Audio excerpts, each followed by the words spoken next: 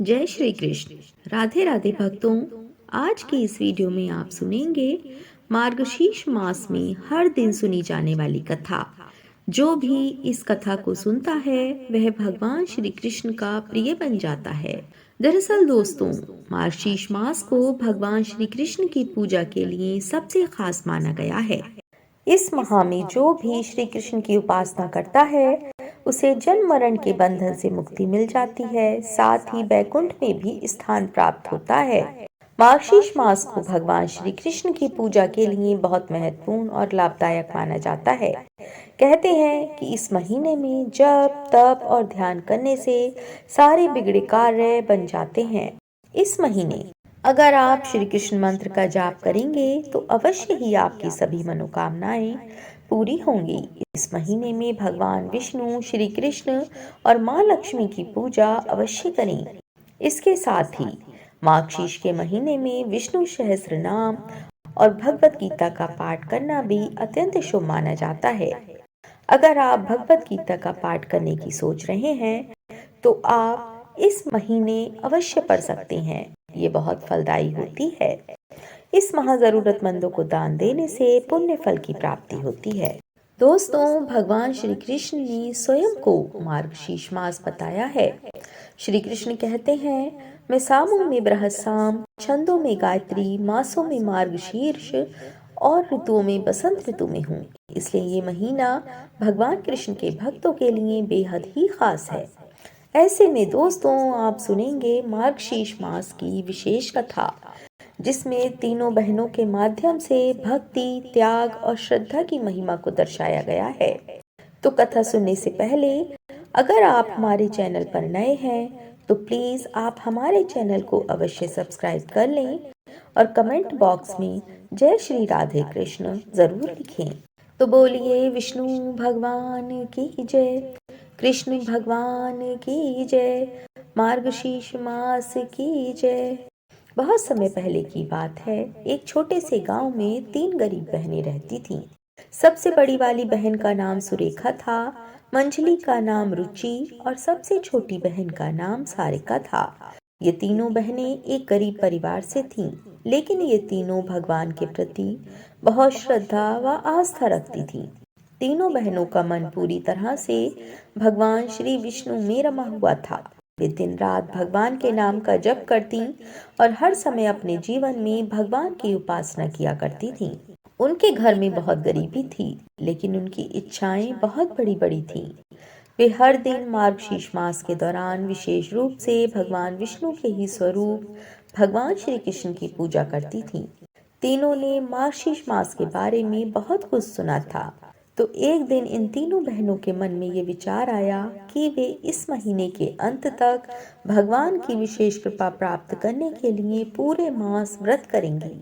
तीनों बहनें एक साथ भगवान विष्णु की आराधना करेंगी और उनसे प्रार्थना करेंगी कि वो हमारे जीवन की सारी समस्याओं को तुरंत ही समाप्त कर दें। मार्गशीर्ष मास जैसे ही शुरू हुआ, तीनों बहनों ने व्रत का आरंभ किया। सुरेखा सबसे बड़ी बहन थी। वह बहुत समझदार और धार्मिक प्रवृत्ति की थी। उसने ठान लिया कि वह आज से पूरे महीने पूरी निष्ठा के साथ उपवास रखेगी और भगवान श्री विष्णु की पूजा करेगी। वह प्रातःकाल ब्रह्म मुहूर्त में उठकर स्नान करती और पूरा दिन भगवान के भजन गाती। वह किसी से कुछ नहीं मांगती थी सिवाय भगवान के आशीर्वाद के। सुरेखा का मानना था कि भगवान की भक्ति से ही जीवन के सारे संकट दूर हो जाते हैं।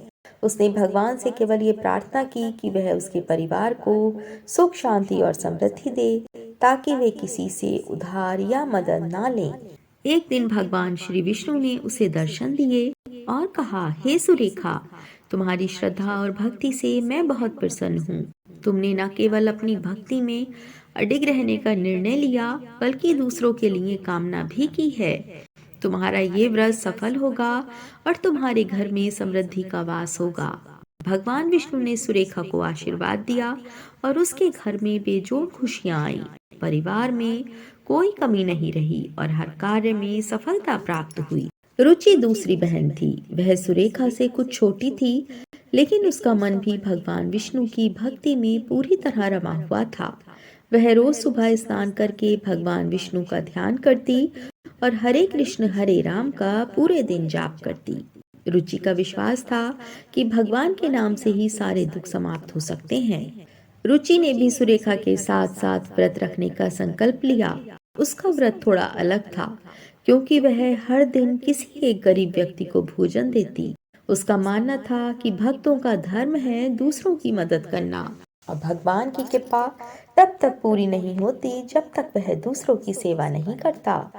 एक दिन भगवान विष्णु ने रुचि को दर्शन दिए और कहा, हे रुचि, तुमने न केवल मेरा ध्यान किया बल्कि मेरी सीख को समझकर दूसरों की सेवा भी की।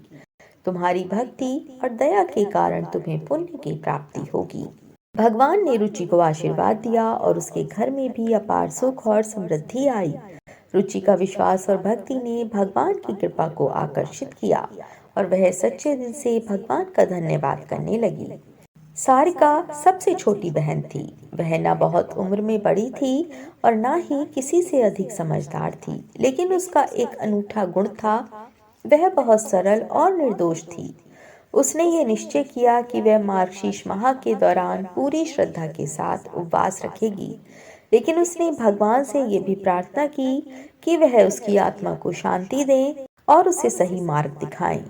सारिका का जीवन बहुत ही साधारण था। उसके पास किसी प्रकार का भौतिक संपत्ति या ऐश्वर्य नहीं था, लेकिन भगवान पर उसकी श्रद्धा बहुत गहरी थी। वह छोटी सी झोपड़ी में रहते हुए भी भगवान की पूजा करती थी और दिन भर उनका ध्यान करती थी। भगवान ने एक दिन उसे दर्शन दिए और कहा, सारिका, हे सारिका, तुम्हारी भक्ति और सरलता मुझे बहुत प्रिय है।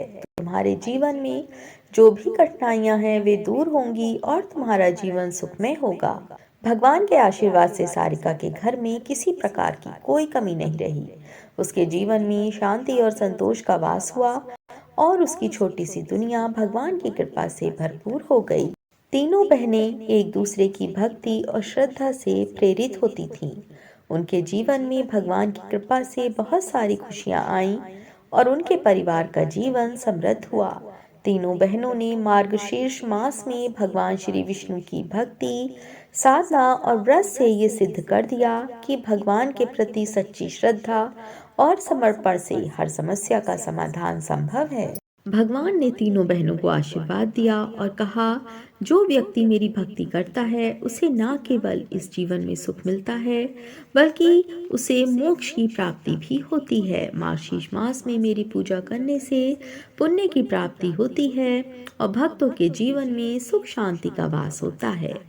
दोस्तों, ये कथा हमें सिखाती है कि भक्ति का कोई एक मार्ग नहीं होता है। हर व्यक्ति अपने तरीके से, अपनी समझ से भगवान की पूजा कर सकता है, लेकिन अगर वह सच्चे मन से भक्ति करता है तो भगवान उसकी सभी इच्छाओं को पूर्ण करते हैं। मार्गशीर्ष मास का व्रत खासकर भगवान विष्णु की भक्ति से जुड़ा होता है और ये हमें जीवन में शांति और सुख समृद्धि का मार्ग दिखाता है। अगर आपको हमारी कथा अच्छी लगी हो तो आप हमारे चैनल को जल्दी से जल्दी सब्सक्राइब करें, वीडियो को शेयर करें और कमेंट में ओम विष्णुवे नमः अवश्य लिखें। धन्यवाद।